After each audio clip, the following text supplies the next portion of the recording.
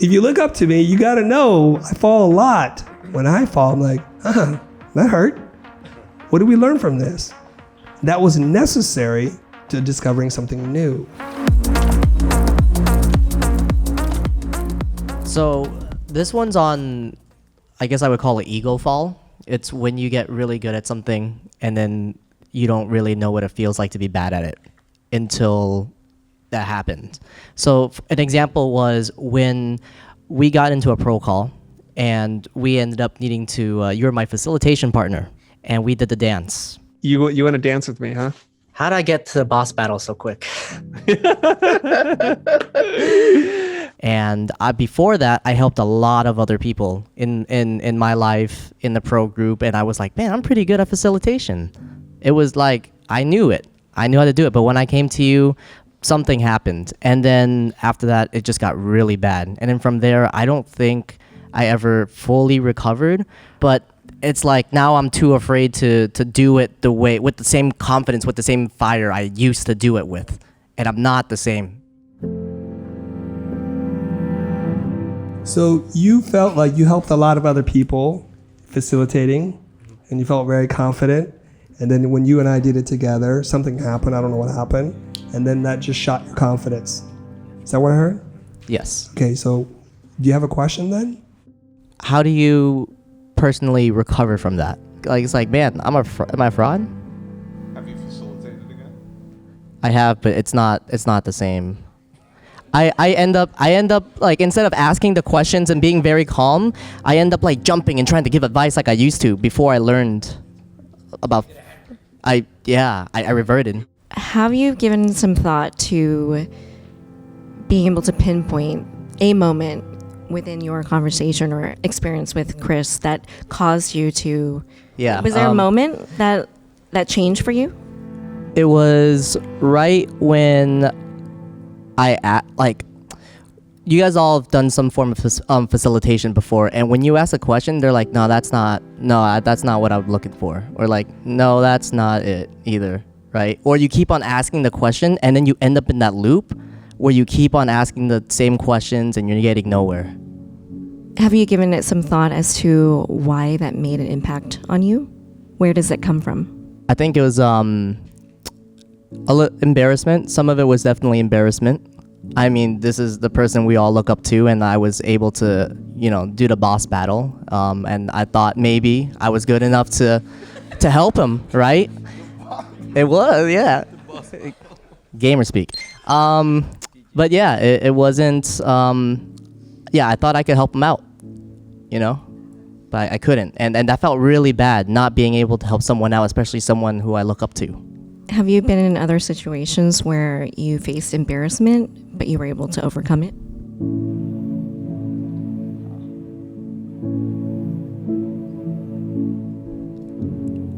I think so, but it's because I didn't care about it so much. I was like kind of embarrassed because I fell on my face and people laughed, but I laughed with them. I was able to laugh with them. This time, this was something a little bit more personal, I guess. So, Peter, do you know what confidence means? Like when you say I had a lot of confidence and now I've lost my confidence, you know what that word means? Confidence? I had trust in my own abilities. Yeah. And you somehow lost the trust in your own abilities? I did. I think so. Okay, so what happened in that transaction for you to lose your trust? What was the breach of trust there? I think it was more so than embarrassment. I was probably embarrassed because I felt like I disappointed. Who did you disappoint? In my mind, I thought I disappointed you. How would you know that? I didn't. So you've told yourself a story about how I'm like, oh my God, Peter, the Dragon Slayer is gonna come in here. He's gonna solve all my business problems. He's got all the answers, even though he's like 23 years old and everything. He's gonna all figure it out. Did you think I thought that? No, but I thought if I wasn't able to show that you were able to teach me well enough, that it would be kind of like a disrespect to you. I wanted to show how good of a teacher you were by being able to right. do what you taught me. And how long have you been in the group? 2 months. 2 months. So with 2 months of expert deep diving knowledge, you're gonna show up at the teacher's doorstep and like, teacher, I got it all.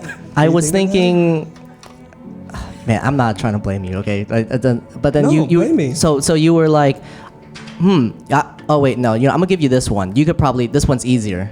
Okay, I'm gonna give you one that I think you might be able to solve. Okay. Okay. And then so you gave me a different question. You gave me a different problem to solve because you thought, and you were like, oh, this is easier. You could definitely solve this one. So you had that belief that I could solve it, but I couldn't step up. Did I say that to you? Yeah. Like, you got this. There's no way a 2-month person could drop this ball. Not in those words, but you were definitely like, oh, you could. This is one that you definitely could solve. You gave a prompt, and I was going in feeling really good, right? I'm gonna say things that may be too big for you to solve, but okay. It's okay. I like the challenge. And I came in and I kind of did it my way first. Go ahead, start it off with a question. Okay. So, Chris, how can I help you? That's the wrong question. That is? What is the Yeah. problem? Yeah, what's the big problem? Okay, you're I trying to just solve? want to start it like that. All right. How you can help me is like there's 1,000 different things I'm gonna say. So you have to ask a very short, specific question. Okay. Okay. And I forgot about the prompt. And you're like, no, that you didn't even follow that, follow what I asked you. And I was like, oh, okay. So this might be a conversion issue, as we've probably discussed once before. Is it? Wait, what are we talking about? I didn't even talk about conversion. No, I'm bringing a conversation from the past I shouldn't have. So that was my mistake. It's okay. Yeah. Okay. So every little mistake built up until I guess like I just got worse and worse. Can I ask something? Yeah. What was your intention or goal going into that conversation with Chris? It was to win first and then help second. And I remember specifically at the very end, I asked Chris, when can I have a rematch? And he's like, rematch? This wasn't even supposed to be a match. And then I felt very foolish because I forgot that I'm supposed to be there to help. It's not a competition, but I got that competitive mindset, right? So that took over.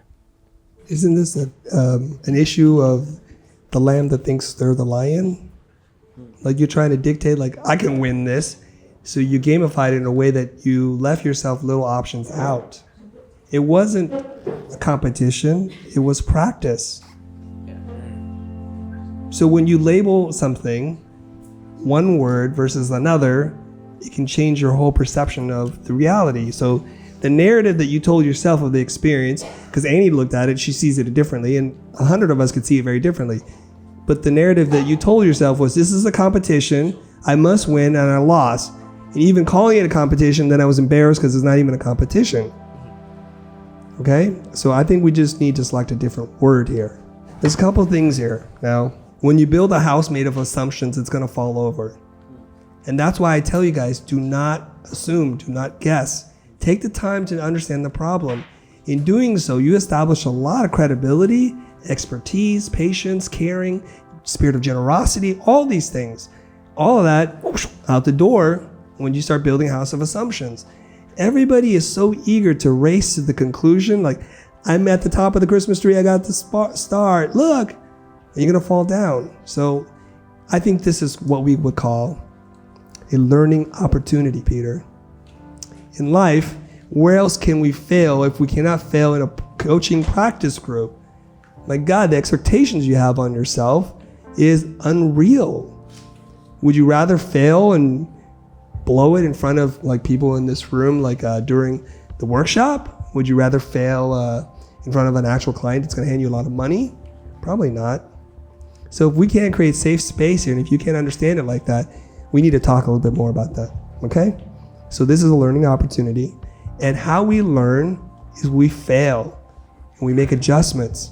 I would assume that you think I got my stuff together, right? Is that a safe assumption? You're here and I'm a relatively smart guy, logical, reasonable, that kind of person, right? Do you know how long I worked with my business coach? 4 years? Over 10 years, my friend. Over 10 years, probably 13 years, in which I met with him once a week for 2 hours without fail for over 10 years. Do you understand the process it takes to achieve mastery? Somewhere in the 13th year, I'm like, I think I got this now.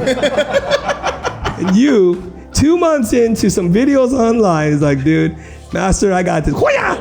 You know, it's like, that doesn't even make sense, does it? I mean, if you look up to me, you gotta know I fall a lot.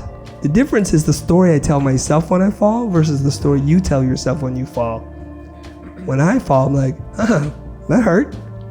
What did we learn from this? That was necessary to discovering something new. You understand that? Yeah. Okay. Now, you have expectations. You have attachment. Those are the root of your sadness.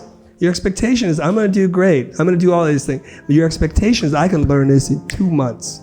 So when there's a schism between your expectations of your future self and your actual self, your world is turned upside down. If you can, practice not thinking about the future self, not the past self, only the present self. If you can do that, you're going to be a lot happier, a lot healthier, and you're going to be able to observe all the things that are around you to kind of learn to live in that moment. Okay? So your attachment is to that self-confident version that's got all the answers, who could beat the boss level. I don't know where that comes from. Can we just let that idea go? If you're not able to, then you have to ask yourself, why do I love that future image of myself so much? And how is that helping me today? If you can write an answer to that, then go ahead, keep doing that. So all of us, I'm going to end on this, okay? All of us in this room, I'm going to make a healthy assumption, I think, that we're all here to learn, to grow, to make positive change in our lives, and to impact the lives of the people we care about and the communities that we participate in, yeah? That means we're seeking change, right? Because if everything's perfect, go on with your perfect life. Why even immerse yourself in a group where everything you think is going to be challenged? So then the other alternative is to be in a group like this and just let go and embrace the change, embrace the pain, embrace that it's going to suck, embrace that the present you is already good enough. And that's all we care about. Okay? Thank you.